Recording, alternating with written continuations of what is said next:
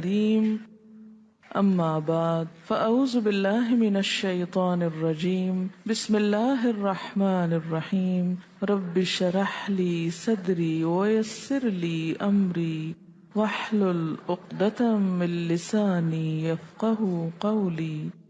قرآن پاک میں ایک عورت کے لیے جو اپنے سطر کو، حجاب کو، زینت کو چھپانے کے لیے الفاظ استعمال ہوئے ہیں یا الفاظ کے علاوہ جو احکامات ہیں ان کو ہم کچھ حصوں میں بانٹ سکتے ہیں۔ ایک لفظ ہے لباس، ایک ہے ثیاب، ایک ہے جلباب۔ یہ تو ہے لفظوں کا استعمال، لباس، ثیاب، جلباب، یہ 3 لفظ قرآن نے استعمال کیے۔ لباس کہتے ہیں اس کپڑے کو جو جسم ڈھانکتا ہے، لباس، ڈریس جس کو آپ کہتے ہیں، جیسے شرٹ ہے، پاجامہ ہے، جو جسم کے ساتھ لگا ہوتا ہے۔ ثیاب اور جلباب وہ کپڑا ہے جو لباس سے اوپر ہوگا۔ پھر لباس کے مختلف حصے بھی استعمال ہوئے ہیں، مثلا خمار، پھر سرابیل ایک اور جگہ پر استعمال ہوتا ہے، سرابیل من قطران جہنمیوں کے لباس کے لیے استعمال ہوا ہے شلوار کے معنی میں۔ اسی طرح قمیص، تو ایک ہے قمیص جو اوپر کا لباس ہے، پاجامہ یا شلوار جو ہے وہ اس کو مکمل کرتا ہے۔ عورتوں کے لیے ایک زائد ڈریس ہے مردوں سے، اور وہ ہے خمار جس کا سورۃ النور میں ذکر ہوا ہے، دوپٹہ۔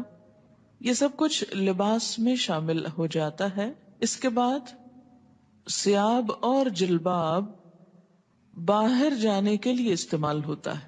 یہاں بوڑھی عورتوں کو کیا کہا کہ باہر جاتے ہوئے پھر وہ بڑی چادر جس کو ثیاب ان کا بولا گیا وہ اتار دیں، کیونکہ اگر ثیاب سے مراد لباس ہوتا تو پھر آپ خود سوچ سکتے ہیں کہ اس کا معنی کیا بنتا ہے۔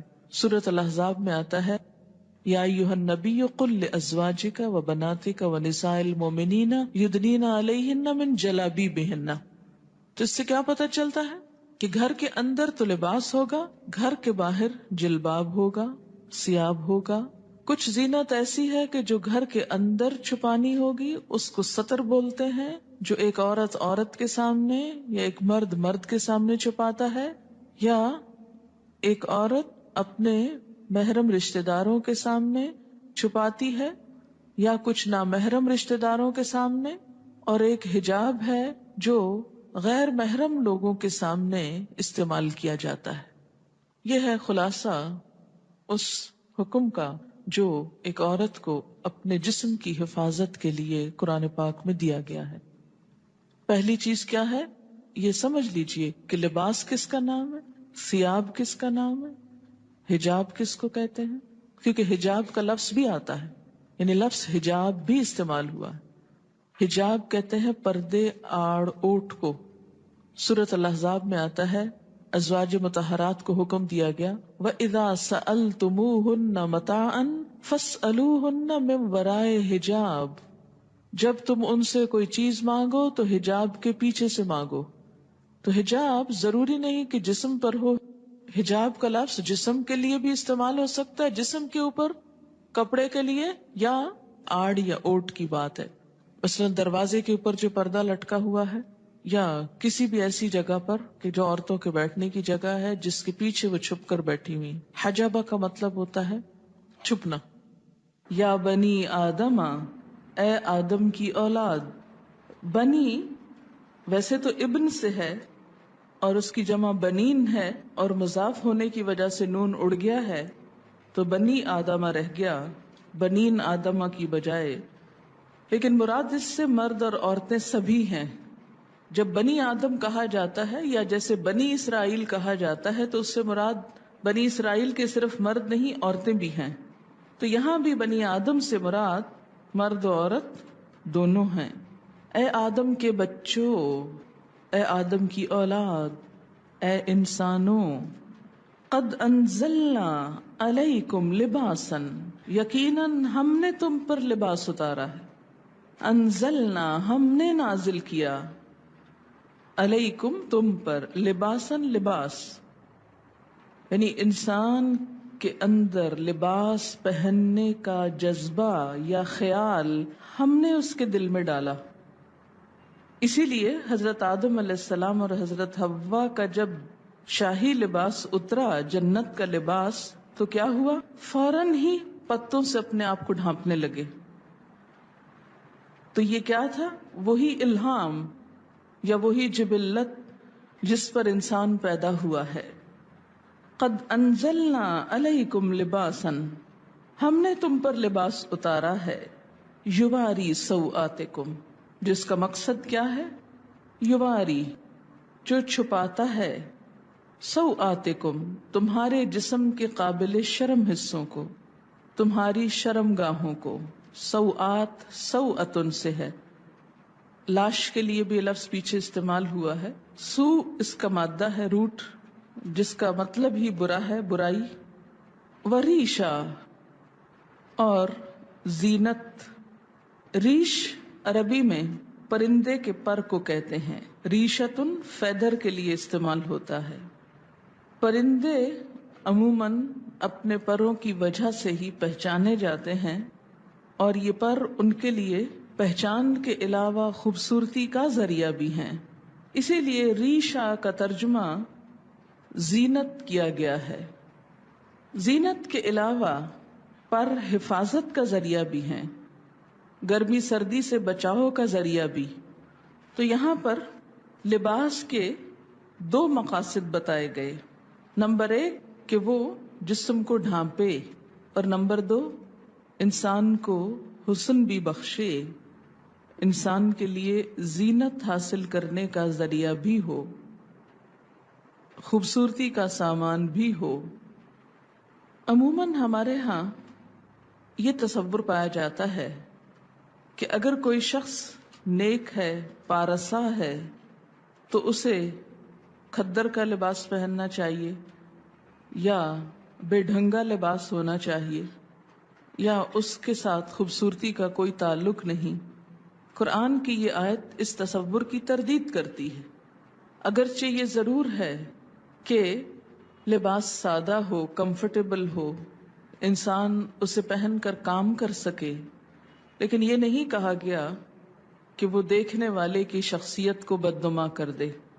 جہاں تک یواری سوآتکم کا تعلق ہے، تو لباس کی دو چیزیں بتائی گئی کہ وہ شفاف نہ ہو، وصاف نہ ہو. شفاف کا مطلب کیا ہے؟ ٹرانسپیرنٹ نہ ہو. یواری، چھپائے. اگر کوئی لباس جسم کو چھپاتا نہیں، یواری کی صفت پوری نہیں کرتا، تو وہ بھی اسلامی لباس نہیں. اور دوسرا وصاف نہ ہو. وصاف کا کیا مطلب؟ اتنا ٹائٹ نہ ہو کہ جس سے جسم کے اعضاء الگ الگ نظر آنے لگے. نہ مردوں کے لیے یہ پسندیدہ ہے اور نہ ہی عورتوں کے لیے. اب آپ دیکھیں کہ یہ جو شرط لگائی گئی، یواری، جو چھپائے. اب ذرا سب اپنے اپنے لباس کو دیکھیں، کیونکہ بخاری اور مسلم کی حدیث ہے، صنفان من اہل النار لم ارہما، آگ میں جانے والوں کے دو گروہ جنہیں میں نے نہیں دیکھا. ایک گروہ ان میں سے مردوں کے بارے میں ہے، ظالم حکمرانوں کے بارے میں ہے، اور دوسرا عورتوں کے بارے میں ہے. حدیث کے الفاظ ہیں، یہ میرے الفاظ نہیں کہ مت سوچیں کہ آپ یہ کیسی باتیں کر رہی ہیں اور ہم کو یہ ڈرا رہی ہیں اور یہ کہہ رہی ہوں. میں تو کوئی حیثیت نہیں رکھتی کہ آپ کو کچھ بھی کہوں.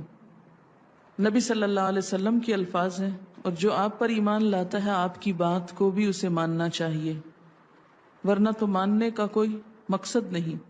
اور اگر ہم چاہتے ہیں کہ قیامت کے دن آپ ہماری شفاعت کرائیں، آپ ہمیں حوض کوثر سے پانی پلائیں، حشر کے میدان میں جہاں اتنی گرمی ہوگی کہ ہر شخص، حدیث میں آتا ہے ہر شخص عطش عطش، پیاس پیاس کی رٹ لگائے ہوئے ہوگا، کیونکہ ہر شخص پسینے میں ڈوبا ہوا ہوگا، جس کی تھوڑی سی جھلک آپ کو ہلکی سی، اس سے 70 گنا 70 ڈگری ٹیمپریچر زیادہ کہہ لیں. سورج قریب ہوگا، کوئی چھت سایہ بھی نہ ہوگا سوائے رحمان کے عرش کے سائے کے، کہ جس کے نیچے مخصوص لوگ جا سکیں گے، ہر ایک نہیں پہنچ سکے گا وہاں. تو آپ صلی اللہ علیہ وسلم اپنی امت کو حوض کوثر سے پانی پلائیں گے، اور جس کو ایک دفعہ پلائیں گے دوسری دفعہ اس کو پیاس نہ لگے گی۔ ہم اپنے اس لباس میں آپ کے سامنے جا سکتے ہیں؟ مثلاً سوچئے کہ جیسے تصور میں لائیے کہ نیچے آپ صلی اللہ علیہ وسلم تشریف رکھتے ہیں اور آپ لفٹ سے اترے ہیں، سیڑھیوں سے اترے اور آگے آپ کی ملاقات ہو جاتی ہے ان سے، فیس کر سکتے ہیں ان کو؟ تو وہاں ان سے حوض کوثر سے پانی لے کے کیسے پیئیں گے اگر ایسے عمل ہوئے؟ آپ نے فرمایا نساء کاسیات عاریات، نساء عورتیں، کاسیات لباس پہنے ہوئے، کاسیہ کسوہ سے ہے، کاسیات عاریات، عاریہ عورت سے، عاریہ ننگی عریانی سے، ایسی عورتیں جو لباس پہن کر بھی ننگی ہوں گی، obviously یعنی جسم اس میں سے جھلک رہا ہوگا۔ نساء کاسیات عاریات رؤوسہن کاسمنۃ البخت، ان کے سر اونٹ کی کوہان کی طرح اونچے اٹھے ہوئے ہوں گے۔ ہیئر سٹائل کی طرف اشارہ ہے کہ ان کے سر اونچے اٹھے ہوئے ہوں گے، کس طرح؟ جیسے اونٹ کی کوہان اٹھی ہوئی ہوتی، کوہان اس کی ہم کو کہتے ہیں نا، وہ ابھرا ہوا حصہ ہے۔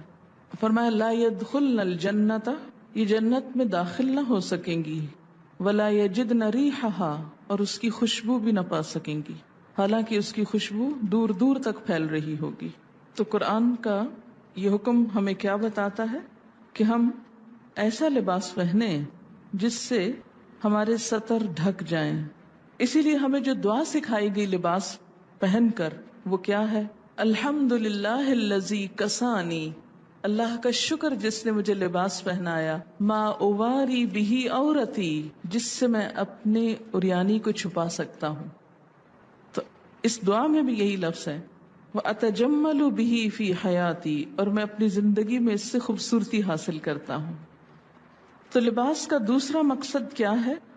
وریشا، خوبصورت لباس ہو، خوبصورتی پسندیدہ ہے، لباس میں ڈیزائننگ میں حرج نہیں۔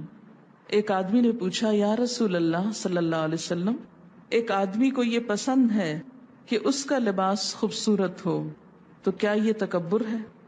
آپ نے فرمایا ان اللہ جمیل، بے شک اللہ خوبصورت ہے، یحب الجمال، خوبصورتی کو پسند کرتا ہے۔ اللہ تعالیٰ خود خوبصورت ہے، خوبصورتی کو پسند کرتا ہے۔ تکبر تو حق کو نہ ماننے اور دوسروں کو حقیر سمجھنے کا نام ہے۔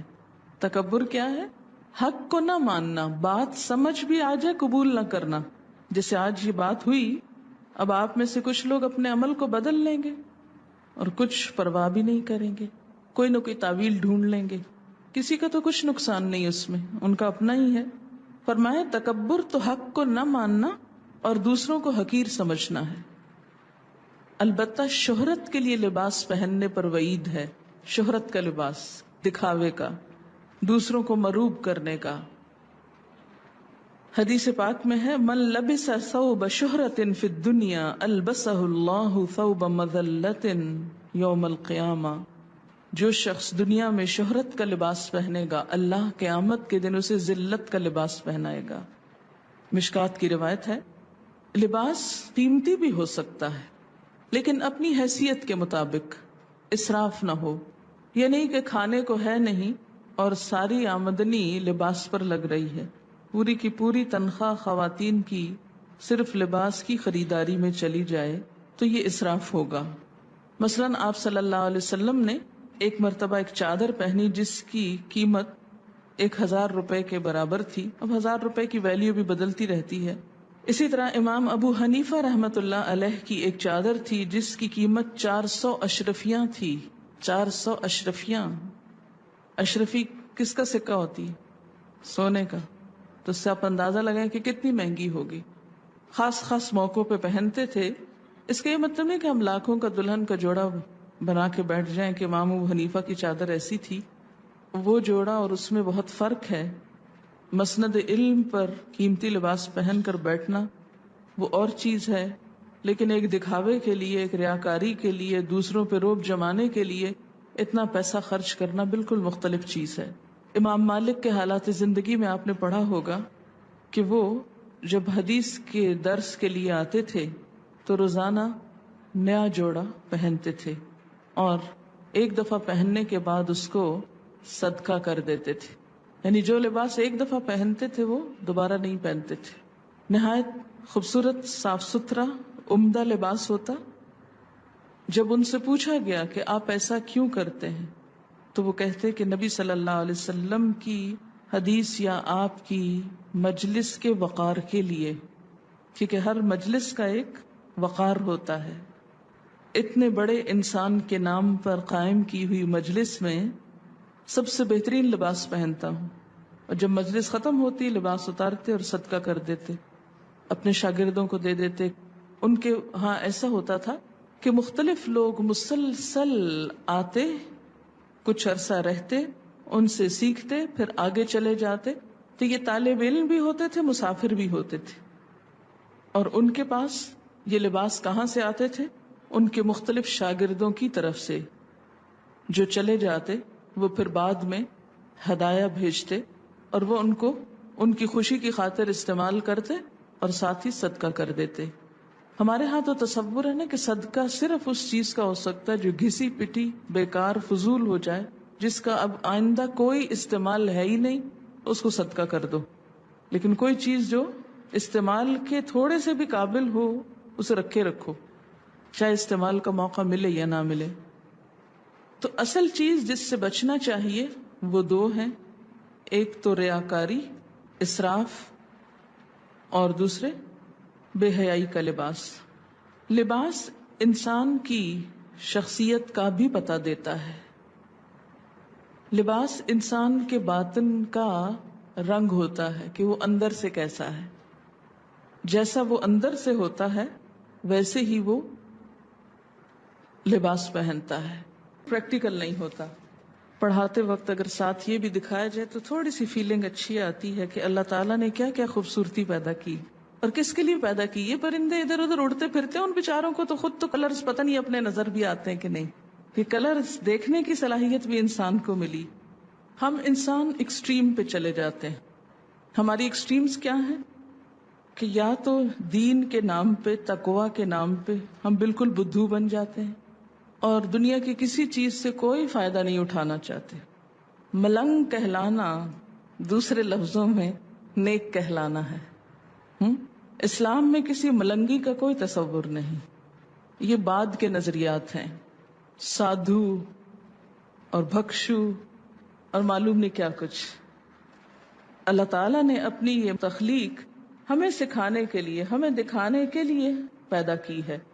کس کے لیے ہے یہ سب کچھ؟ اللہ تعالیٰ فرماتے تمہارے لیے. ہمارے لیے کیا؟ کہ ہم اس سے سبق سیکھیں. انسان نے جانوروں سے بھی بہت کچھ سیکھا ہے.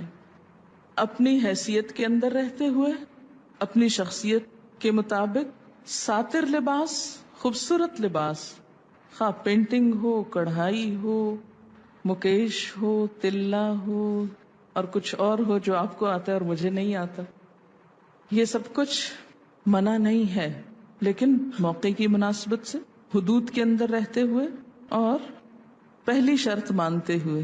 یواری سوآتکم.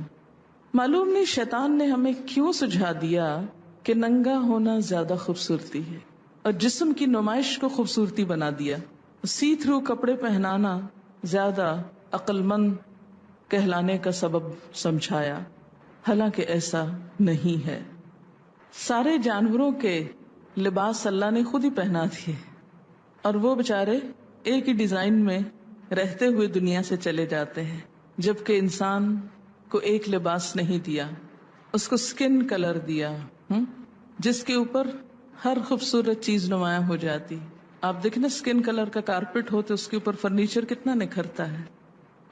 تو اسی طرح آپ کو اللہ نے سکن کلر کا جسم دیا جس کے اوپر خوبصورت رنگوں کے لباس، خوبصورت کڑھائیوں کے لباس آپ کے لیے حسن کا سبب ہے. یہی اگر آپ کی سکن بلو کلر کی ہوتی تو آپ کتنے لمیٹڈ کلرز پہن سکتے تھے، کیونکہ بلو کے اوپر ہر کلر پھر سوٹ نہیں کرتا. اسی طرح اگر آپ گرین ہوتے، سوچے نا تھوڑا سا، تو کیا نظر آتے. کتنی وسیع چوائس دی ہے اللہ نے آپ کو. ہم شکر نہیں کرتے، شکر نہیں بجا لاتے. اور آپ کو معلوم ہے کہ ایک پرندے پر تقریباً 10,000 مختلف قسم کے پر ہوتے ہیں. بعض پر اڑنے کے کام آتے ہیں، بعض جسم کے ساتھ ہوتے ہیں، اس کی شیپ نمایاں کرتے ہیں. اسی طرح فلفی ہوتے ہیں، نرم ہوتے ہیں، آرام دہ ہوتے ہیں. تو لباس بھی اگر آرام دہ ہو، نرم ہو، سلکی ہو، کمفرٹیبل ہو تو اس میں حرج نہیں، گناہ کی بات نہیں. ہاں، مردوں کے لیے سلک حرام قرار دی گئی. اگر ان کے لیے حلال ہوتی تو شاید عورتوں کے حصے میں بہت تھوڑی آتی. حدیث ہے آپ صلی اللہ علیہ وسلم جب کوئی نیا کپڑا پہنتے تو اس کا نام لے کر فرماتے کہ اللہ نے مجھے یہ عنایت فرمایا، اور پھر دعا پڑھتے اللہم لک الحمد انت کسوتنیہ اسألک خیر ما صنع لہ واعوذ بک من شرہ وشر ما صنع لہ. اے اللہ، تیرے لیے ہی سب تعریف ہے، جیسا کہ تو نے مجھے یہ کپڑا پہنایا. میں تجھ سے اس کی بھلائی اور اس چیز کی بھلائی کا سوال کرتا ہوں جس کے لیے یہ بنایا گیا، اور میں تیری پناہ چاہتا ہوں اس کی برائی سے اور اس چیز کی برائی سے جس کے لیے یہ بنایا گیا. ایک اور دعا ہے اللہم انی اسألک من خیرہ وخیر ما ہوا لہ واعوذ بک من شرہ وشر ما ہوا لہ. ترجمہ ہے اے اللہ، میں آپ سے اس کپڑے کی بھلائی کا اور یہ جس مقصد کے لیے ہے اس کی بھلائی کا سوال کرتا ہوں. جس مقصد کے لیے یہ کپڑا پہنا ہے اس کی بھی بھلائی کا سوال.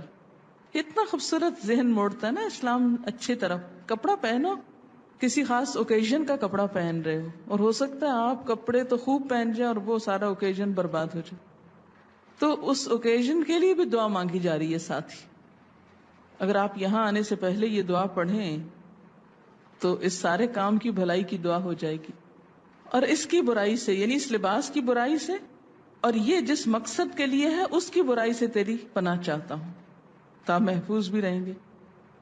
حضرت عمر فرماتے ہیں نبی صلی اللہ علیہ وسلم نے فرمایا نئے کپڑے پہنتے ہوئے یہ دعائیں پڑھیں الحمدللہ الذی کسانی ما اواری بہ عورتی واتجمل بہ فی حیاتی. سب تعریف اللہ کے لیے ہے جس نے مجھے یہ کپڑا پہنایا جس سے میں اپنے شرم کی چیز چھپاتا ہوں اور اپنی زندگی میں اس کے ذریعے خوبصورتی حاصل کرتا ہوں. اور پھر پرانے کپڑے کو صدقہ کر دے تو زندگی میں اور مرنے کے بعد خدا کی حفاظت اور خدا کے چھپانے میں رہے گا، یعنی اس کا عیب ڈھک جائے گا. جب ننگا ہوتا ہے نا تو فرشتے ساتھ چھوڑ دیتے ہیں جو حفاظت کرتے ہیں. جو ہی فرشتے ساتھ چھوڑتے شیطان حملہ آور ہوتا ہے. اگر آپ بسم اللہ پڑھ کر اپنے لباس اتار کر چینج کرتے وقت یا نہاتے وقت تو انشاءاللہ تعالی بہت سی چیزوں کے شر سے محفوظ رہیں گے. اس کے بعد فرمایا وَلِبَاسُ التَّقْوَى، اور تقوی کا لباس. ایک لباس انسان کے ظاہر کا ہے اور ایک لباس انسان کے باطن کا ہے. تقوی کہاں ہے؟ دل میں. التقوی ہا ہنا، تقوی یہاں ہے، اندر ہے، دل میں ہے. تو دل کا لباس جس طرح ظاہر کو خوبصورت بنانا ضروری ہے اور اس کو چھپانا ضروری ہے، اسی طرح باطن کو بھی، اندر کو بھی خوبصورت بنانا ضروری ہے. ظاہر تو لوگ دیکھتے ہیں، باطن اللہ دیکھتا ہے. لیکن اندر کے لباس کو خوبصورت بنانے کے لیے جسے صرف اللہ دیکھتا ہے اس کے لیے ہم کیا کرتے ہیں؟ لباس التقوی، تقوی کا لباس باہر بھی ہوگا. ظاہر ہے کہ وہ جب اللہ کی مرضی کے مطابق ہوگا تو تقوی کا ہوگا، اور اگر شیطان کی مرضی کے مطابق ہے، یاد رکھیے شیطان نے لباس اتروائے تھے. تو اگر ہم اللہ کی مرضی کا نہیں پہنیں گے تو مطلب کیا ہے کہ شیطان کی مرضی کا ہے، تو وہ تقوی کا لباس نہیں ہو سکتا جو ایک شیطانی لک دیتا ہو یا شیطان کو خوش کرتا ہو. اور اسی طرح اندر کا لباس، دل کا لباس اللہ کا خوف. تقوی کیا ہے؟ اللہ کا خوف، حق کو مان لینا، اپنے لیے اور دوسروں کے لیے ایک ہی معیار، خود کو بندہ سمجھنا، تواضع اختیار کرنا، یہ سب کچھ اندر کے لباس میں ہے. اپنے دل کو اپنے اندر کو حسد، بغض، نفرت، عداوت سے پاک کرنا. وہ چیزیں جو ہم ظاہر نہیں کر سکتے اندر بھی جمع نہ کر کے رکھیں. آپ کسی سے نفرت کرتے ہیں، ظاہر نہیں کر سکتے تو کوشش کریں اندر سے بھی نکل جائے، اس پہ توجہ نہ دیں. پھر فرمایا ذالک خیر، یہ اچھا ہے، یہ زیادہ اچھا لباس ہے. ظاہری لباس پہ تو بہت وقت لگاتے ہو، توجہ دیتے ہو، اندر کے لباس کو بھی توجہ دو، اور یہ زیادہ اچھا ہے. جسے تقوی کا لباس مل گیا اسے سب کچھ مل گیا. لعلہم یذکرون، شاید کہ وہ نصیحت پکڑیں، شاید کے بات سمجھ جائیں. اللہ تعالیٰ یہ کیوں کہہ رہے ہیں شاید کے؟ یہ کیوں نہیں کہتے وہ ضرور مان جائیں گے، ضرور نصیحت قبول کریں گے؟ اللہ تعالیٰ سچ فرما رہے ہیں نا، شاید کے.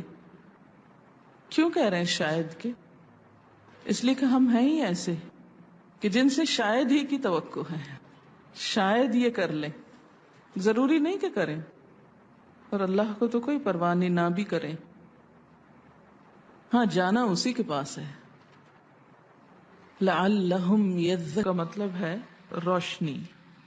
اور اگر سورت نور پڑھی ہی نہ جائے تو روشنی کہاں سے آئے گی؟